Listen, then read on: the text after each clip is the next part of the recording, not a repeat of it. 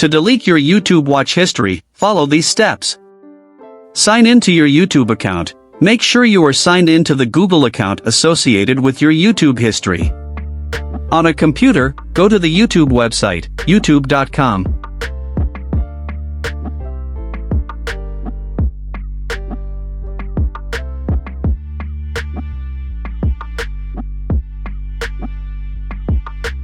On the YouTube website, click on the three horizontal lines menu in the top left corner, then click History.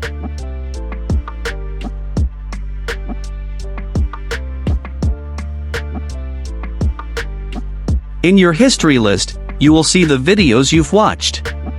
To delete an individual video, click on the three vertical dots options next to the video's title, then select Remove from Watch History. To delete your entire watch history, click on Clear All Watch History on the left side of the YouTube website. Confirm your choice.